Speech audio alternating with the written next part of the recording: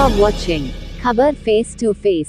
दर्शकों, स्वागत है आपका खबर फेस टू फेस में। मैं ज़ीशान आज़मी। आज की ताज़ा खबर देखने से पहले हमारे चैनल को सब्सक्राइब कीजिए और बेल आइकन दबाना ना भूलें ताकि आपको डेली अपडेट तुरंत मिल सके। आइए देखते हैं आज की ताज़ा खबर। देखिए, मजलिस ने आर्मी बनाई, इसका नाम है मजलिस आर्मी। जिस तरीके से महाराष्ट्र के अंदर मुसलमानों के ऊपर, दलितों के ऊपर, गैर गरीबों के ऊपर जो हेट क्राइम चालू है, उनके ऊपर जो जुल्म हो रहा है, रात दिन ये जुल्म बढ़ते जा रहा है। यहाँ की महायुति सरकार ऐसे लोगों को सपोर्ट कर रही है कि वो ऐसे क्राइम को एनकरेज कर रही है, ना कि उसके ऊपर कोई लॉ एंड ऑर्डर बनाया जा रहा है, ना कोई उनके ऊपर कायदे कानून लगाए जा रहे हैं। अगर वो गिरफ्तार भी होते हैं तो एक दिन में उनको जमानत मिल जाती है। हम उनके खिलाफ नहीं जा रहे हैं, सरकार को जो करना है वो करे। हम जो गरीब जिनके ऊपर जुल्म हो रहा है, उनकी मदद के लिए हमने एक आर्मी खड़ी की है। वो आर्मी उनके साथ खड़ी रहेगी, उनको मदद करेगी। भले उनको मदद करने के लिए हॉस्पिटल की मदद हो, आर्थिक मदद हो, या कोई पुलिस स्टेशन में कंप्लेन करने की मदद हो, कम से कम वो जिसके ऊपर जुल्म हुआ है वो अपने आप को अकेला महसूस ना करे। इसके लिए हमने ये मजलिस आर्मी का संगठन को खड़ा किया है। मजलिस आर्मी जो काम करने के लिए आपने बनाई है, क्या गारंटी होगी कि वो जो अस्पताल के लिए कोई मदद मांगने आएगा तो उसको मदद मिलेगी, कोई और चीज के लिए आएगा तो उसको मदद मिलेगी? क्या कोई प्रॉपर इसकी योजना आपने बनाई? देखिए, इसकी योजना हम बना रहे हैं। इसके अंदर हम एक नंबर भी जारी करेंगे, जिस नंबर के ऊपर आप कॉल करके मजलिस आर्मी के लोगों को आप इन्फॉर्म कर सकते हो कि कहीं किसी के ऊपर कोई जुल्म हुआ है या किसी को अर्जेंसी है किसी भी चीज की। ये आने वाले दिनों में मैं आपको क्लियर करूंगा। अभी हमने एक मजलिस आर्मी संगठन का अनाउंसमेंट किया है। आने वाले दिन जब हमारे सदर बैरिस्टर असदुद्दीन ओवैसी से मुंबई आएंगे, वो इसकी आगे की आपको जानकारी देंगे। जिस तरीके से सदर साहब ने आपको एमएलए का घोषणा करा है, तो हम क्या समझेंगे मलाड विधानसभा से आप?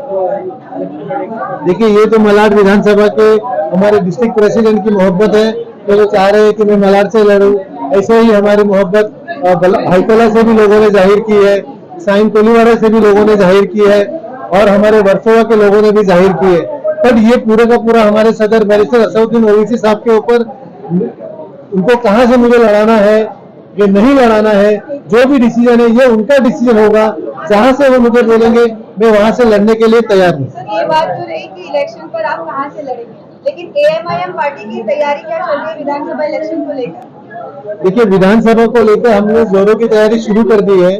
कल ही हमने एक प्रेस कॉन्फ्रेंस के अंदर 18 विधानसभा क्षेत्रों के अंदर हमने हमारे इंचार्ज अपॉइंट किए हैं। वो इंचार्ज अपने अपने कार्यभार आज से संभालना चालू कर दिए हैं। वो हर एक क्षेत्र में जाएंगे, वहाँ के तालुका, वहाँ के डिस्ट्रिक्ट, वहाँ के बाकी के जो वार्ड अध्यक्ष है उनसे मीटिंग करेंगे और मीटिंग करके समीक्षा करेंगे कि इस क्षेत्र के अंदर इस विधानसभा में हमें चुनाव लड़ना चाहिए या नहीं लड़ना चाहिए। लड़ना चाहिए तो और कितनी ताकत हमें यहाँ पे खड़ी करनी है। इन सारी चीजों की समीक्षा करके आने वाले 15 दिन में हम फिर से एक बैठक करेंगे और इस बैठक में तय करेंगे कि कितनी सीटों को हमें मुंबई में लड़ना है। नशे को लेकर एमआईएम हमेशा विरोध प्रदर्शन करती चली आई है, लेकिन नशा जो मालवनी से खत्म नहीं होता है, इसके लिए क्या है? देखिए, उसके लिए यहाँ की सरकार जिम्मेदार है, यहाँ के आमदार जिम्मेदार है जो इन लोगों को संरक्षण दे रहे हैं। मजलिस का काम है आवाज उठाना, और मजलिस बड़ी ईमानदारी से अपना काम करती है।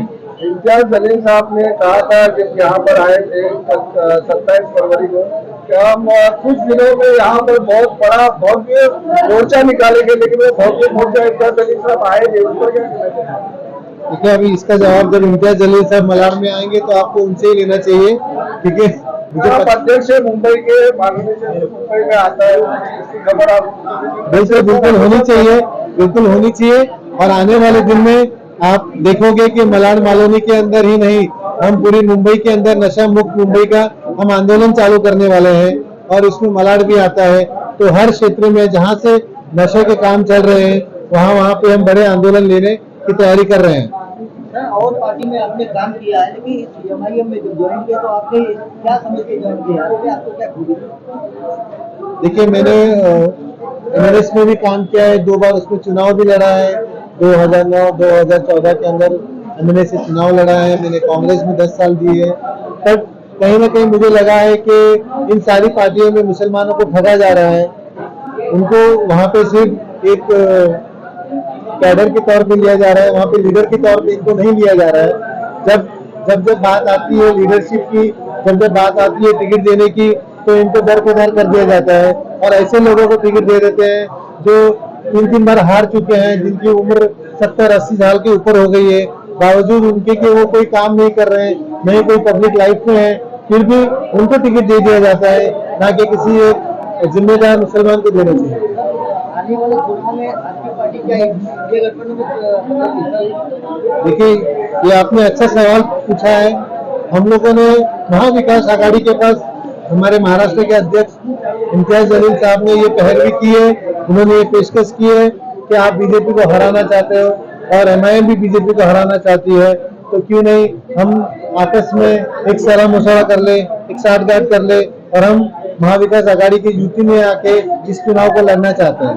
हमने अपनी पेशकश कर दी है, अब ये उनके ऊपर है कि वो इस बात को किस तरीके से लेते हैं। वो अभी हम उनका काउंटर ऑफर की तैयारी कर रहे हैं। नीतीश राणे ने जो भड़काऊ बयान दिया उसके बाद में आपकी पार्टी क्या करेगी? हमारी ही पार्टी कर रही है जो भी कुछ कर रही है, बाकी तो कोई पार्टी कर नहीं रही है।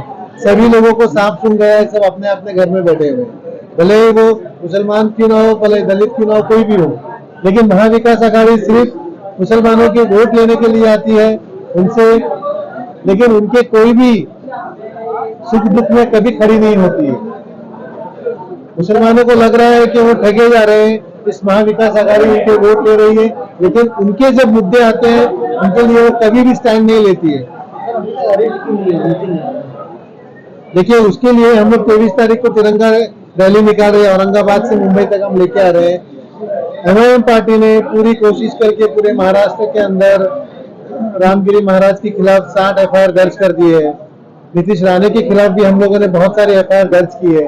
अब ये तो हमारा काम है एफआईआर दर्ज करना, ये तो लॉ एंड ऑर्डर का काम है, पुलिस का काम है कि उनको गिरफ्तार करे, उनको सजा दे। आपका अभी चुनाव का क्या फाइनल कहा, किस विधानसभा का? मैंने आपसे कहा ना, ये तो हमारे सदर बैरिस्टर असदुद्दीन ओवैसी साहब ही तय करेंगे कि मुझे कहाँ से चुनाव लड़ना चाहिए।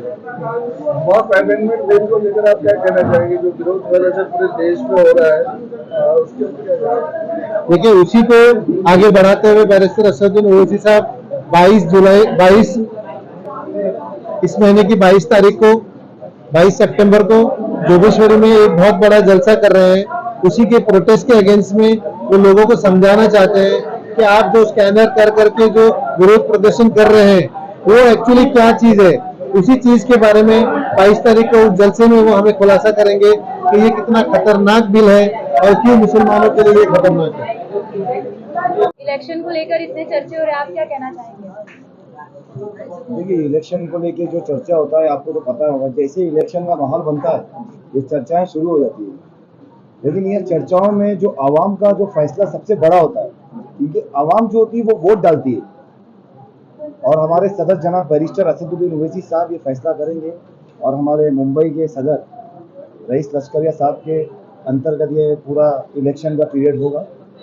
जहाँ जहाँ से इलेक्शन लड़ा जाएगा इंशाअल्लाह ताला हमारे सदर ये अनाउंसमेंट बहुत जल्दी करेंगे।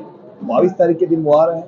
आपके चैनल के माध्यम से मैं सारे मुंबई वासियों को बोलना चाहूँगा, शाम के दिन वक्त आपको बता दिया जाएगा। जोगेश्वरी वेस्ट में हमारे मुंबई के सदर जनाब रईस लश्करिया साहब ने उन्हें इन्विटेशन दिया, मुंबई में वो आ रहे हैं। आप तमाम ही जितने भी उनके एमआईएम को चाहने वाले हैं, मजलिस को चाहने वाले हैं, जो मोहब्बत रखते हैं हमारे बैरिस्टर जनाब असदुद्दीन ओवैसी साहब के, सब आइए शाम को और ये जलसे में शामिल होकर इस जलसे को कामयाब बनाइए। क्योंकि ये जलसे में सिर्फ तकरीर नहीं होगी, ये जलसे से बहुत कुछ आपको सीखने को मिलेगा, आपको पता चलेगा, वक्त अमेंडमेंट बिल के बारे में पता चलेगा, इसलिए आपको आना बहुत जरूरी है। हमेशा एक गुप्त बात है कि आपके मुंबई अध्यक्ष जो रईस लश्करिया जी है उनका तो टिकट फाइनल हो गया है, ये बहुत सार्वजनिक बात है। लेकिन आपका विधानसभा मतलब ये मुंबई में कितनी सीट लड़ी जा रही है आपके एमआईएम से? देखिए, 8 ऑब्जर्वर तो अनाउंसमेंट कर दिया, 18 अनाउंसमेंट अभी किया है हमारे मुंबई के सदर साहब ने। सिर्फ एक चेहरा दिख रहा है, बाकी का चेहरा नहीं मालूम पड़ा। देखिए, ये अभी हमारे सदर साहब मुंबई में आ रहे हैं और बहुत जल्द आप तमामी हजरात को मालूम पड़ जाएगा कि कहाँ से नहीं लड़ाना है और कहाँ से लड़ाना है। ये बहुत जल्दी आपके सामने आ जाएगा। नासिर जी, अभी रईस जी ने अपने स्पीच में एक बात कही थी कि जो ऑब्जर्वेशन में उन्होंने बताया है जिन जिन लोगों को, उनमें आपका एक नाम लिया गया है, इस पर आप क्या कहना चाहेंगे? देखिए, मैं उनका शुक्रिया अदा करता हूँ, उन्होंने वो चीज़, वो बड़ी जिम्मेदारी है और इंशाल्लाह ताला वो बात को भी मैं निभाऊंगा, अल्लाह ने चाहा तो। और वहाँ के जो भी हालात है, जो लोग नहीं जुड़े हुए, जो लोग नाराज है, मैं इंशाल्लाह ताला उन सभी को समेट के रईस लश्करिया साहब के सामने लाके खड़ा कर दूंगा। पार्टी ने आपको जनता के प्रति क्या क्या काम दिया है, क्या क्या जिम्मेदारी दी है जनता की? जनता के प्रति मैं आपको बता ही रहा था अभी कि जनता में जो लोग नाराज है या जो लोग MIM से जो दूर है, उन सबको करीब लाना है और ज्यादा से ज्यादा डोर टू डोर कैंपेनिंग करना है।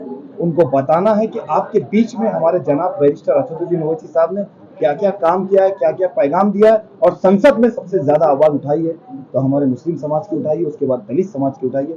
जो भी जुल्म सितम हो रहा है उसके बारे में सिर्फ आवाज हमारे संसद में बैरिस्टर असदुद्दीन ओवैसी साहब की उठती है। जरसों को चट्टान बना दे या अल्लाह, बहसी है इंसान बना दे या अल्लाह, और हिंदू मुस्लिम एक ही थाली में खाए ऐसा हिंदुस्तान बना दे या अल्लाह। जोरदार ताली से इसका इकबाल की। तो मैं उसको खुली चैलेंज करता हूं हमारे सदर साहब के सामने कि बेटा तुम पहले माननीय आके दिखा, उसके बाद तो हमारे सदर साहब से लपट लेना, पहले अब छोटे कार्यकर्ता से लपट लेना, समझा? और ये हिंदू मुस्लिम एकता को कहीं ना कहीं तोड़ने का को आगे बैठकर बढ़ाते हुए ऑल इंडिया मजलिस इत्तेहादुल मुस्लिमीन महिला सदर मुंबई महिला अध्यक्ष रिजवाना ईसा खान साहिबा को दावत सुखन दूंगा। उससे पहले वो आए, मैं चाहता हूँ एक माहौल बने, आप नारा लगा हमारा साथ दें, नारे तकबीर, नारे तकबीर। मजलिस इत्तेहादुल मुस्लिमीन बैरिस्टर असदुद्दीन ओवैसी, बैरिस्टर असदुद्दीन ओवैसी, मजलिस इत्तेहादुल मुस्लिमीन। कुछ बात तो है कि मिटती नहीं हस्ती हमारी, कुछ बात तो है जो मिटती नहीं हस्ती हमारी। शान रिजवाना ईसा खान। बहुत बहुत शुक्रिया।